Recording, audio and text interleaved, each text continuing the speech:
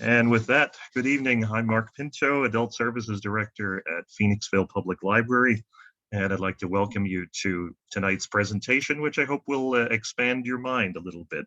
It's interesting, fascinating topic to me on consumer DNA tests and their impact on conceptions and misconceptions of race, culture, and ethnicity. We're pleased to have with us tonight two Westchester University professors, Bessie Lawton and Anita Foeman, and they have authored a book titled Who Am I? Identity in the Age of Consumer DNA Testing.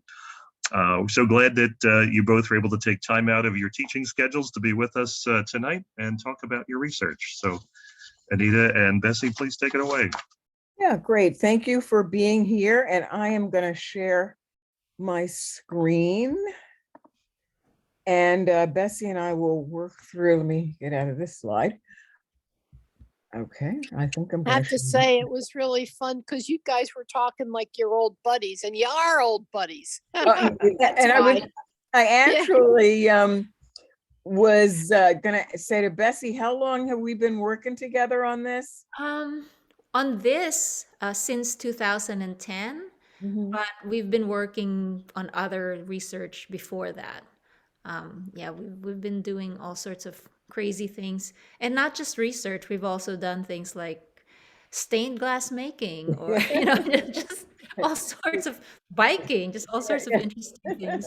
Yeah, and she's helping me with this rehab that I ever get through with it. So, okay. Goes to the first slide, Anita. Okay. Slide. So we want to go ahead and talk about the work that we've been doing and the book that we have authored, Who Am I? Identity in the Age of Consumer DNA Testing. And I will talk about how this work came about, and Bessie and I will go back and forth. When I first became interested in this work and worked for 4 or 5 years, and then Bessie came on and really helped take the project to the next level. When I first started talking about looking at identity and DNA, nobody was really talking about it. And I had become interested in the Human Genome Project and started to read from the Human Genome Project that you could trace somebody's ancestry. And so as I started to do that, I started to look at what kinds of theory was out there about narrative, and then now adding DNA to narrative. But the literature that I was working with the geneticist on campus because I am in the Department of Communication Studies and really knew very little about the scientific end of genetics. And so I went to work with our geneticist, and she said that I should read the book, The 7 Daughters of Eve by Brian Sykes, who was one of the first people to say you could look at somebody's genes and determine what their ancestry was. Can I pause you for a little bit, Anita? Sure, Are you Beth. showing slides? Yeah, you can't see them? No. Okay, let's see if I can get them in there. Is everybody else able to see them? Yeah, you're not in the slideshow view. Yeah, go back to the first slide. Let me exit. Yeah. Okay.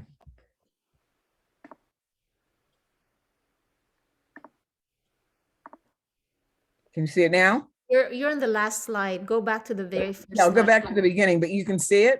Yeah, I can see it, but you know what? It's not moving. All right, gee whiz. We should have let Bessie be the... Well, so just go back to the first slide and then press the present button. I was on the wrong screen, actually. Okay. Yeah. There we go. Can you see the first slide now? Let's start. Now. Okay. So, yeah, here we go. So this is based on, this work has resulted in a book, Who Am I?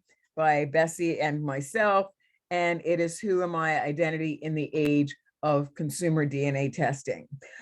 When I first started doing this work, thank you for stopping me there. It was far before the consumer DNA testing became popular or really even came about. I'd been interested in the Human Genome Project. And out of the Human Genome Project, I read that you could look at somebody's genes and look at their ancestry. And I thought, I bet there are people running around and they think one thing about their background and something else is true. And so the first thing I started to look at was some of the literature on narrative and how people develop narratives, particularly racial narratives, in the absence of any genetic data, because up until now, people had been just telling stories about what their backgrounds were. And our geneticists on campus said, in terms of the DNA, that I should read the book Seven Daughters of Eve by Brian Sykes. And Brian Sykes had a theory that you could look at somebody's genes and trace their background. And in order to test his theory, he got a DNA sample from, I'm sure many of you have heard of the 5,000-year-old Iceman, who was found in the Alps between Italy and Austria. And he was able to take a sample from the Iceman and see if he could find somebody living today who had the same DNA. And indeed, he was able to find somebody, even though the genetic material was found in Italy, and between Italy and Austria, the person was a woman living in England today. And so that helped to reinforce what became the map of the human migration. And I'm sure many of you have seen this, that everybody comes out of sub-Saharan Africa, and you can see where people have then migrated around the globe. And while we tend to talk about races as these discrete groups, whether it's Black or Asian or whatever, you can see that it's all human beings are this never-ending line who are moving across the globe, and of course continue to do so today. And the way these genetic tests are done are people like Brian Sykes in England, who you saw before. This is Rick Kittles, who had the largest sample of genetic materials in Africa.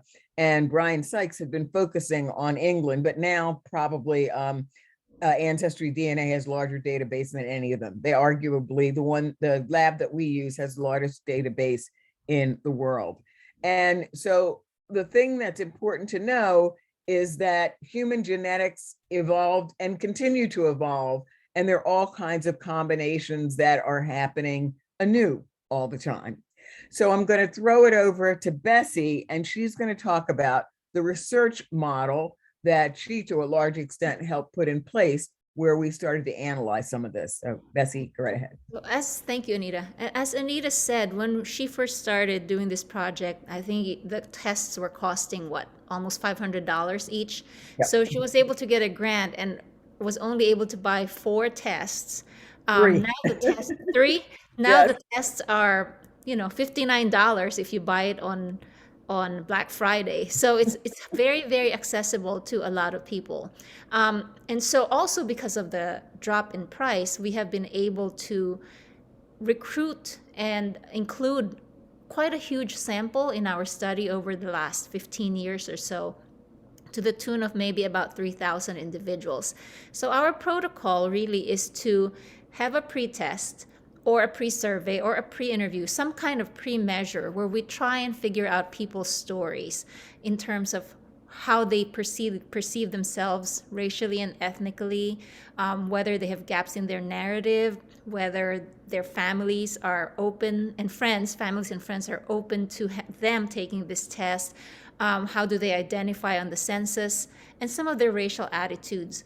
And then we collect the saliva sample, send it off to the lab, and when they send the results back to us or to our sample, to our respondents, then we engage them in some kind of post measure, usually in the form of either a survey or an interview. And what these tests do is they really open the doors for all of us to think about how we identify racially and ethnically. And so essentially, if you go through our book, it really focuses on narratives. And we're not just talking about the narratives that people find coming down from their families, right? We're also talking about narratives that you can see in your biology or in your DNA. So we have published our findings in a wide variety of publications, not just in our field, but also in popular media. We've been on the New York Times, NPR, what else? Washington Post. There's been a lot of different venues that we have been able to present our research over time. And you want me to go through these, but just, okay. And this is discussion. that we do. And I think some of the slides here are gonna show some just of pictures of, you know, what it looks like when we're starting to collect data. And a lot of the time, oh, go back. A lot of the time we do this in the context of the classroom. We do it in our classes, but we've also had special groups of people where we would pull them together and do it outside of a class. And essentially, what the basis of this whole project is really to have a conversation about race that focuses more on what do we share with each other rather than how are we different from each other. I mean, it's also important to look at differences, but if you look at DNA, I think this is a very commonly known number now that 99.9% of our DNA is the same among all humans, and the only difference is really 0.10 or 1/10 of our DNA. And yet everything that we talk about in terms of differences is arising from that 1/10. So why shouldn't we focus on the things that we share rather than the things that make us different? Yeah, and race is a construction that we come up with. We say who's Asian, and people argue about who's Black and who's this and who's that. And it's a construction. And I think one of the things that people don't understand is that these ancestry tests are a construction as well. Human beings developed and read the ancestry test.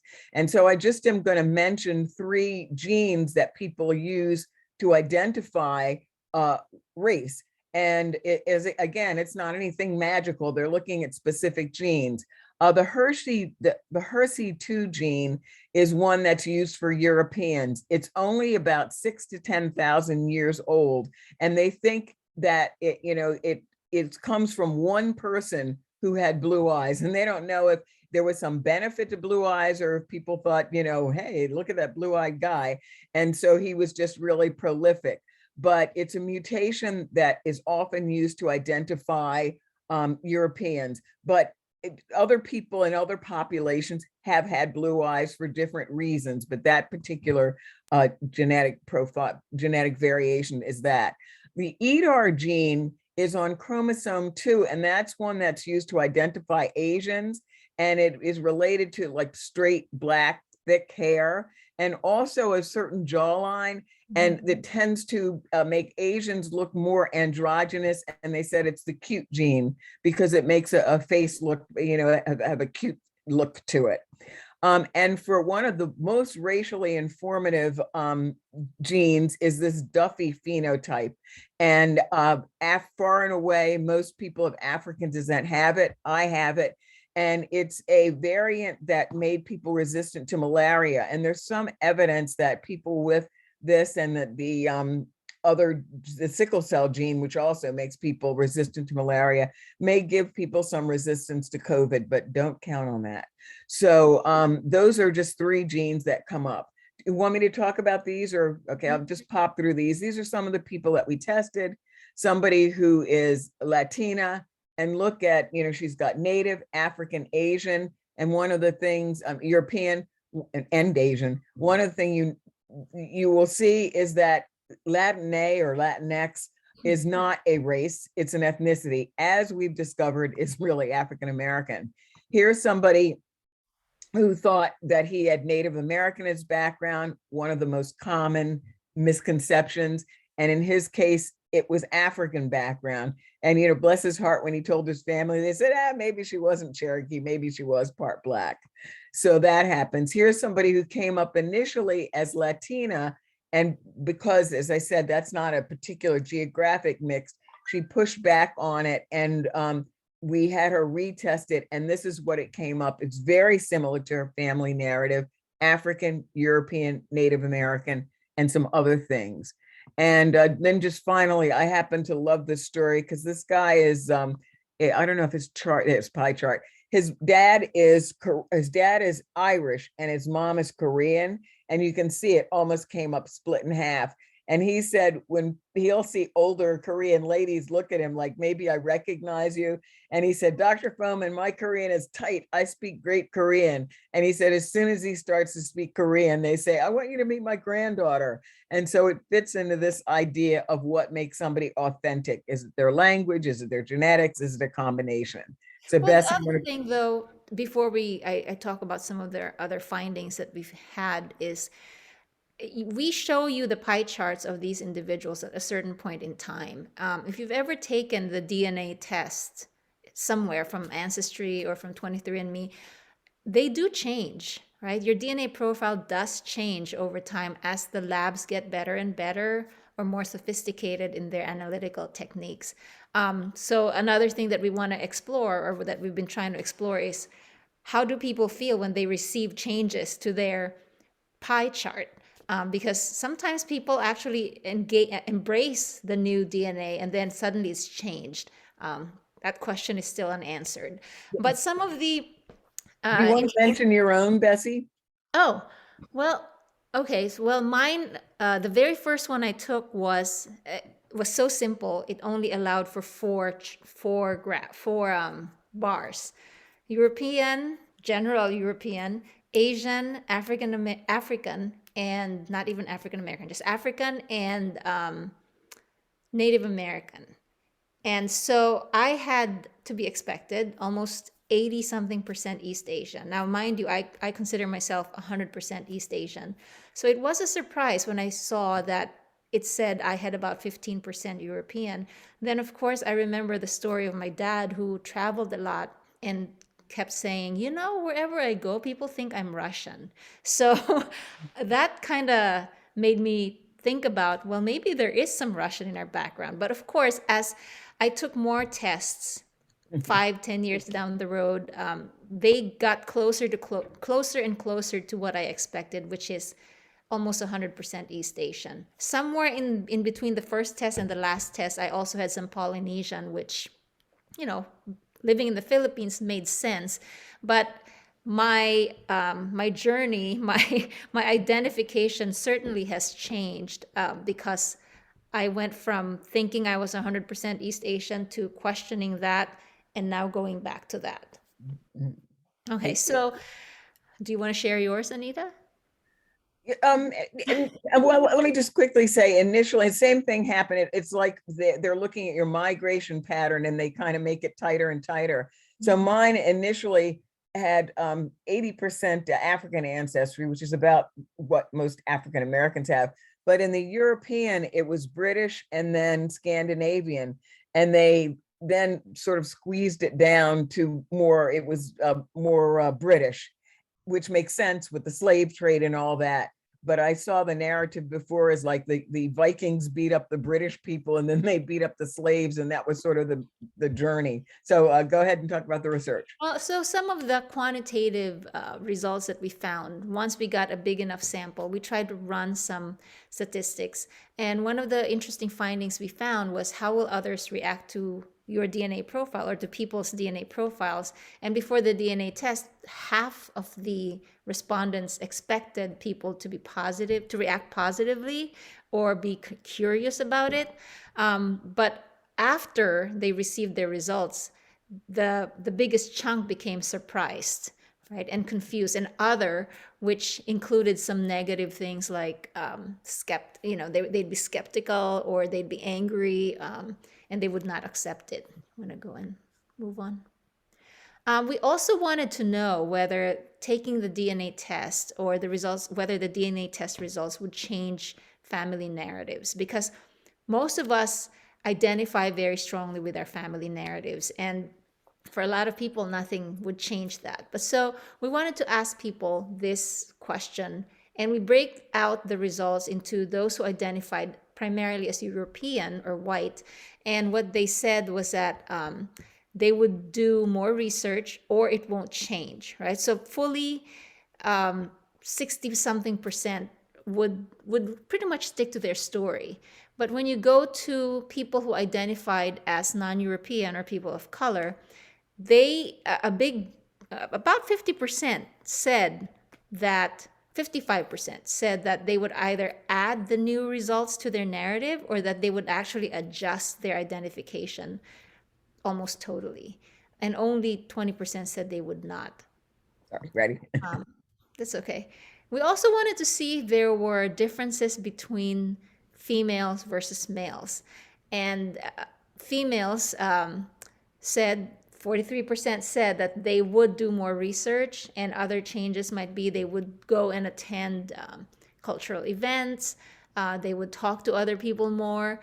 But for the males, a big chunk, 50%, said nothing's, my behavior is not going to change. And this is something that we have found to be quite interesting even from the very beginning, because it sort of shows us how much more open females are to to exploring their identity as compared to males. And of course, there's also the whole males are the norm in society, and so they kind of hold the power. So they don't want to let go of anything related to that position in society.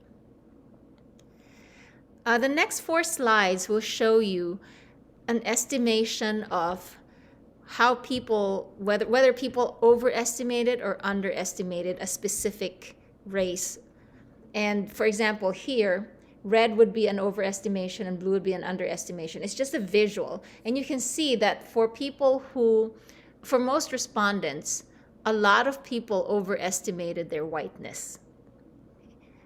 You can go ahead and move to the next one. And for African estimation, a lot of people underestimated their African ancestry. Yeah, and do you want me to comment on that one? Go ahead, yes. For whites, sometimes they were only overestimating, they were only overestimating by a little, but it was consistent. For African people of African ancestry, sometimes they were surprised that they had other things. I was surprised how much European I had, and I overestimated. So you had African people, and most of the people we interviewed were African Americans. And so some were overestimating, some were underestimating, and they also were missing, some of them had Middle Eastern in their background and other things, and they were missing that because they had a simpler story than than just Black African ancestry.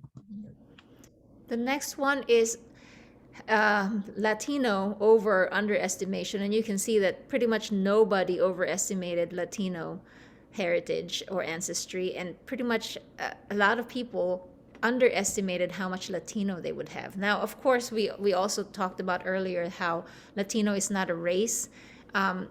There's a lot of conversation to be had about whether it's a culture, whether people who would identify as Latino, right? Is somebody who speaks Spanish going to identify as Latino? There's a lot of nuances in identifying as Latino, and that is probably also why a lot of people underestimated this. Yeah, and the Pew research said that many people, if they're light skinned and are Latino, over time just start to identify as white. So they don't even identify in that way.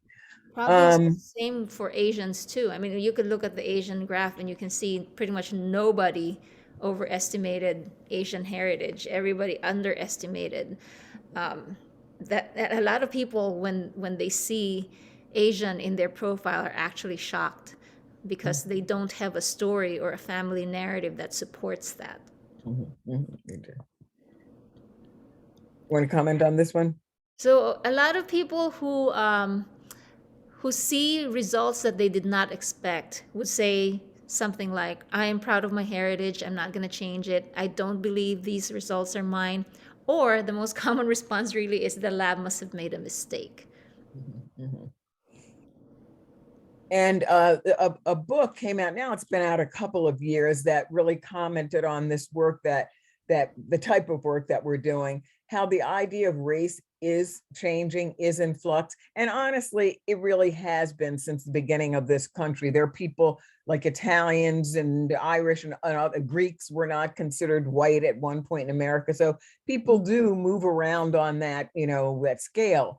But in this book, they make the case that immigration and multiculturalism and these genomic tests are really changing the way that people see race, and particularly the young generation who is willing to be more flexible about how they see race is remaking how we see race in America. So that's even in our study over the past 15 years or so, we have seen a distinct shift in the number of people who just said they were one thing, like I'm white, I'm Black.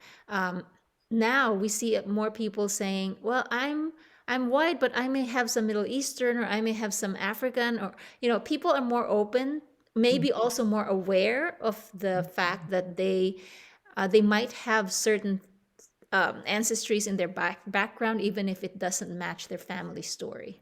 Yes, yeah. And the census is struggling with this, and only for the last, I think it's 2 times that the census has been out, people have been able to pick more than one race. And if you identify as Latina, or however we're talking about it here, you pick your ethnicity and you pick a race. So they're already saying that's 2 things. And so people are playing with that. And there's even been discussion to eliminate the question of race, which would be interesting in and of itself. And maybe we both want to comment on this. And I don't know if you followed some of the stuff on gene splicing, where they can remove a gene and change it. And remember, I talked about the genes that identify race. So will people change their race? Would they change their skin color? Would they change their hair color? Would they change? And once you change that gene, that's for the rest of your generations after you. So that's just something to sort of reflect on. And in some here, basically, when we look at each individual has a very different story. Each person is genetically and personally unique. And sometimes we characterize people by their race, and sometimes by their gender and other things. But we have to realize that these categories are things that humans make up. And if we need to rethink them, we should be open to do that if it's going to make people get along better and have a better world. And so in sum, we would end by asking you, what's your story? What's your profile? And that's the DNA discussion project down there at the bottom. And we thank our colleague, Phil Thompson, for helping us with the technology. So I think I will unshare the screen. And we can leave it. Anything else you wanted to add, Bessie, before we open it to any comments? Let's open it to comments or questions. Let's have a conversation with everybody. Feel free to unmute, folks, or share your comments in the chat. So it looks like, the young people are, like you said, more accepting of a mixed background, and that seems to offer a lot of hope for this country to be able to solve some of the racial problems that we've been experiencing. Do you agree with that? Yeah. I totally would agree with that. I think what the project as a whole does is it helps us understand what narratives people share with other people. Really, the big thing is that it promotes empathy. Because currently, as you mentioned, you implied, currently American society is extremely polarized, and there's this high level of insular identification, right? And so to be able to see a DNA profile that shows that you are actually more than what you thought you were, or maybe sometimes less than what you thought you were, but different from what you thought you were, makes you think about, well, okay, what do I share with other people then, right? It allows us to look beyond our own little silos and look at what we share, and it's the potential is there to bridge differences with other people. Yeah. And what did maybe some of your ancestors go through, who were, if you identify as white but have other things in your background, was there a reason for somebody to hide that? Or is there a reason that the narrative went away? So just how did those narratives come to be? If somebody has a question, jump in. But I wanted to say, the other day I was talking with a group of teachers about this work, and young teachers who were getting ready to get started in their practicums.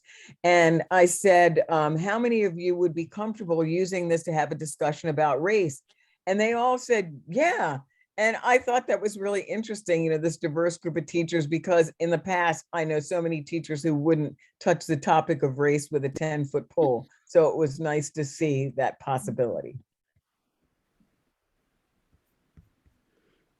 I have a question. My name's Cindy, and I've been thinking about getting DNA testing for years now, because even though almost everyone in my family is Polish, there's this rumor that started when my dad used to donate blood because he was AB negative, and the Red Cross used to call him all the time when I was a kid because they wanted AB negative blood and hardly anybody had it.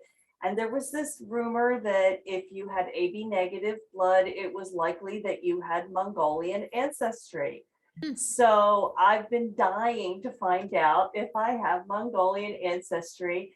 But whenever I've researched the different testings, they've all said they're real light on Mongolia. So I wasn't really sure whether it would be worth it. Bess, I don't know if you want to comment or I don't know enough about the communities that they cover. I know they've been getting more and more specific as they have gotten larger databases of people from particular parts of the world. But maybe you are right. Maybe they don't have enough from that part of the world, and maybe you should wait a few more years. Yeah, and I remember when somebody would initially get it, like if they had anything Asian, or it would like be a huge circle around anything that, and the people would go like, yeah, I know I'm Asian. And now at one point, and this is Todd's friend who works with Asian topics, said that they were giving her free kits for anybody who had anything like that in their background. So they're getting better.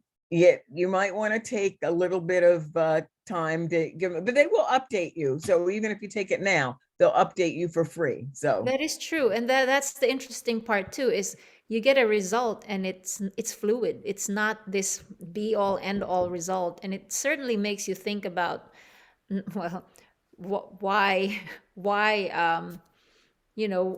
your family story, first of all, doesn't match what you got. And then later on, for me, it started matching. And it really helped me think more about what is the basis of how I identify, right? Is it because of my family story? Is it because I got a result from a DNA test? Would that change anything in terms of how I identify because I got a result I didn't expect? I mean, it helped me think through those questions. So in your case, if you get a result that has 0 Mongolian, you might, I would be disappointed.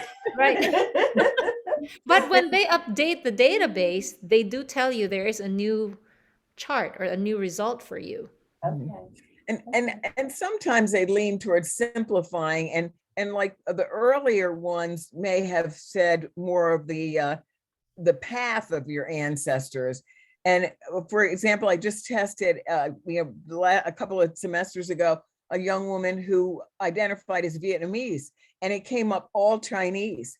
And when she told her parents, they said, we are actually genetically Chinese, but we moved to Vietnam during a political era. Well, eventually the labs will be able to identify that this subset of Chinese people, and they'll start calling it Vietnamese. Does that make sense? Yes. And so they are constantly following people. And now they can tell where your people came to the US, which wasn't part in the past at all. Mm-hmm. But it's fascinating.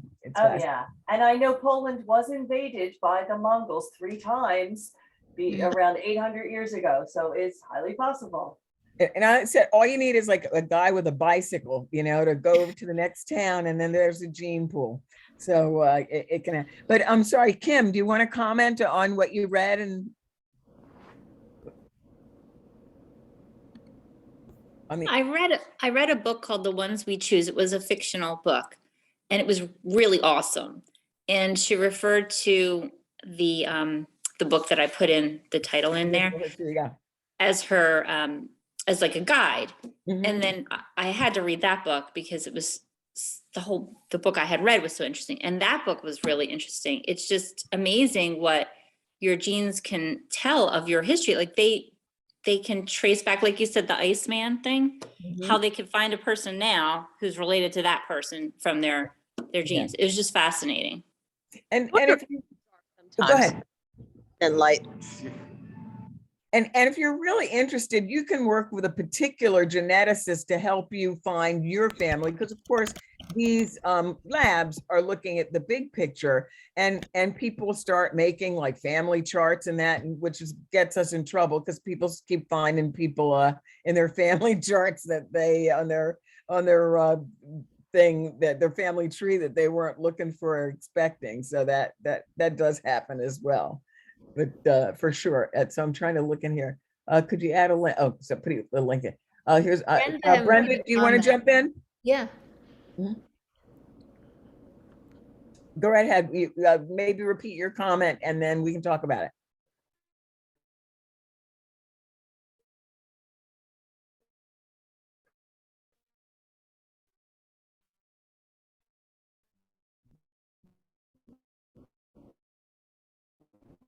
No, I want to unmute. Oh, that's Yeah. all right. Okay, That's all right. That's fine. Oh, she said she can't unmute. And let me say, she says, I'm a Black woman. I took an ancestry DNA test and was surprised to see I'm a mixture of a few groups. I believe this is because of the slave trade. I met a few cousins too. I'm happy with the results. Absolutely, Brenda. I was surprised that I was 23% European in my background. And it's for sure, that's a lot of it, not all of it, is the slave trade. And I say, history is written in all our genes. I mean, this is what has happened, in our backgrounds. And the average African American, and in some of the stuff I was reading, they identify actually an African American admix, which is unique because it does result from the slave trade and the Gold Coast of Africa. So yes, you're an African American. It's interesting to say that, to see that you're happy with the results, because we certainly have had people who identify as Black and found that they were a mixture of different groups and were very unhappy about it because they identify very strongly as Black, not just in their life, in their politics, and everything about their life. So it can create some level of anxiety for some people too. A good point. Carol, you came on. Do you want to jump in? Yeah, you mentioned that 23andMe and Ancestry do these tests. I wondered if anybody in your group or you two had done both of those so that they would be confirmed for the validity of it. I did a long time ago a National Geographic one, but I haven't done anything recently. So I just wondered, because when you do your research, it has to be confirmed by more than one person. So did anybody do both of those companies? I actually did both of them, and the results were very, very similar. I have to say, though, that the initial results of Ancestry were not as accurate as what I thought I was, which is 100% East Asian. Ancestry and me came closer to the full number, but as Ancestry changed their results, I guess they started getting a bigger database of people from the Philippines and China. They got closer and closer. So yes, they have. I can say they confirmed each other, in my case. And you might want to look back at your National Geographic, because they used to just do like the haplogroups, but now they do the other autosomal, and so you can compare that then. And if you're brave, what is it, Jed Match? You can upload them, and they will make comparisons between the different ones. They used to have a very weak privacy policy, but it's changed. Mm-hmm. Let's see. My family roots are from Eastern Shore, Maryland, Talbot, Queen Anne's, and yeah. And did you find, Brenda, on the map that they were able to follow your family into that Maryland area? Were they able to identify that? And I know she can't unmute, but if you, when you get a chance, you can type in yes or no, right? Yes. Yeah, and it's fascinating. I don't know if any others of you people find relatives that they, and let me just say right now, you want to describe what we're working on right now, Bessie? Yeah, our next project, or our ongoing section of our project right now, is on people who have found misattributed parentage. So people who have found that they were adopted, or they had they were in a family that was not their biological family, or they found out that they were a product of rape or assault or of an affair. We are trying to talk to these people and learn about their experience, because a lot of them found out about this through DNA testing. Mhm, mhm. And some of them will find out like they're a different race than they thought. The person that we're actually working with is funny. She grew up thinking she was biracial. Her mother is white, and the man she was with, that she thought was her father, was African American. And she said, people, this happens so often. She said, people say, you don't look biracial, you just look white. And she would like, people look different ways. So then she took the test and she found out that her biological father was Jewish. And she went and found that family, and that story is just whack. And now she's, I mean, talk about changing your identity from thinking you're part Black to now Jewish. So she's sort of jumped into that now, and she's taking Hebrew lessons and whatnot. But she's also helping a lot of people who have experienced some trauma finding out this information. So she's actually leading an organization that helps them process the information. Oh yeah, and especially if you have always thought something was a little bit off, and people that people gaslight you. And one person that we had early on, immediately when she took the test, and it was when it was a much more generic test, said, this doesn't look like my father's DNA. And she confronted him, and then finally when they came clean, everybody in the family knew about it except for her. So it was really quite a shock. And when Anita said that, she was shocked. You were shocked. And I said, oh no, that happens all the time in Asian culture. You couldn't believe that happened. Like, I had an uncle and a cousin. I had an uncle and I have a cousin who were both adopted, actually two cousins. And everybody in the family knows except them. It's very common in Asian culture. And you, because you said there's a certain amount of shame associated with adoption. Yes, there is a certain amount of shame. The other thing that you said that I thought was interesting is you said somebody will have an affair and have a kid, and then they adopt them like they're just. Like, I bet that happens in all cultures, right? You know what? I think you're probably very right about that. So it's just fascinating. And one woman who and stop us if somebody has a question. One woman said she grew up with people saying, you look like you're Asian. And she's like, no, it's just my Italian background. And when she got tested and it indeed showed that she was Asian, she said her father immediately said, well, then like Joe Smith is your father. And she said the mother and father had denied it forever, and immediately they knew the father. So, I mean, the things that people maintain, and one of the things about this DNA is that it will change discussions about race, family connections, because you can't lie about that stuff anymore. And old people used to take that stuff to their graves. So it has changed the nature of so much of that. Any other comments or questions? Have some of you taken the test? I see Brenda has, but and also that Carol did. Anybody else take a test?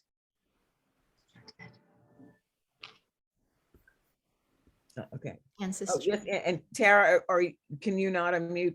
You want to comment on what you took and what you found? I took the ancestry test and I just got the results back a couple weeks ago, and everything was as I expected, but I wondered if I would find a surprise. I didn't. Did you look for the relatives? I did, because now I'm on Ancestry and I'm trying to do the trees, and I am looking for connections, and everything is checking out. But I'm surprised at how far back it goes. Like, I'm not finding I'm finding connections that go back generations. Mm-hmm. And I thought they would be more recent. So, but there's a whole learning curve. I don't know everything about it yet. So. And if people drill down, but also are you finding there's little leads where people give, somebody else, if somebody else has done some of the legwork in your family, you can just glom onto their tree and find a lot of people. Yeah. Yes. Although I think you have to be careful, because sometimes I've found that, I don't know, people have things wrong, in my opinion, or they don't have the evidence to back it up, or the census or whatever. And as Bessie often says, this is just one piece of the puzzle. This is not like the whole ball of wax that you can find, add to this, like paper, looking at documents and paperwork, etc., so that you can get a full picture, even with the identity stuff as well. And then Peggy says, not yet, but interested. Do you want to comment?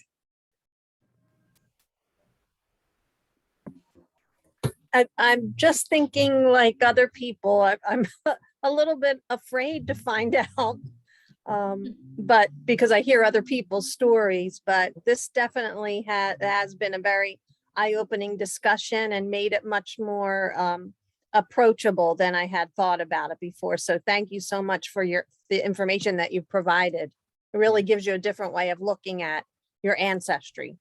Yeah, I'm surprised I didn't find anybody else in the family, but I was expecting some surprise relatives, but I find. Bessie, what were you looked like you're going to say something, Bess? No, I was gonna say, I expected Peggy to say I'm worried about the legal, the privacy issues and, protecting my DNA and how companies could use it. And, there's just a lot of information about us out there, not just our DNA. I mean, our social security number and our gender and our age and all that, and our address if you Googled yourself. But I have to say that you just have to be on top of reading through the privacy statements of the company that you're going to go with. So, sometimes you can even opt out of research studies that they're doing. But of course, that puts the onus on you, right? Not on the company. It really should be, nobody gets part of the research unless you say you are willing to do so, but it's really the opposite. But so, that's one of the things people consider when they're taking the test or not to take the test. Kimberly, did you want to comment on you said your sister didn't hear concern about errors and finding out the paternity stuff. Okay. Yeah, I mean, because you think, and in my case, I happen to look exactly like my father, but it's these surprises can come. I thought I was going to maybe find other relatives, but I did not. And that's something that people have, walked up to me and said, I had this cousin I didn't know. I had this other person that I didn't know. Oh, and I also want to say one other thing about the racial background is that you can lose the whole thing about people overestimating Native American, that it doesn't 100% mean that you don't have it because it's not in the profile, because remember, they're just looking at genes. And if you didn't inherit that gene, it doesn't mean you don't have that background somewhere. You just didn't inherit it. So you can have a grandmother who was, Native American, and they're looking at gene 1, 2, 3, and you just didn't inherit that. It doesn't mean she wasn't, your grandmother, and you have other genes. And as Bessie commented, we have many, many genes that are not ancestry informative. So, you can still identify her as related, just not by those ancestry informative markers. People a chance to.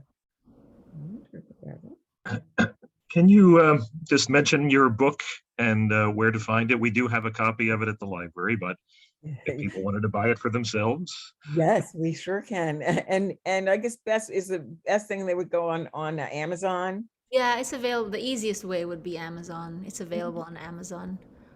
And it is called Who Am I? Identity in the Age of Consumer DNA Testing. And we were going to say ancestry testing, but they thought it sounded too much like ancestry.com. We have a couple more comments in the chat, though. Michael's asking, is one test better than others? You want to comment? Well, so here's my personal experience.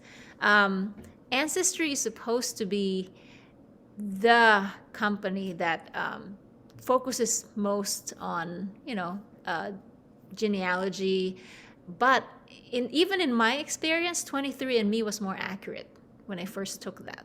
So I can't really tell which one is better. Maybe the approach would be, who was it? Was it Carol who asked? I can't remember who asked.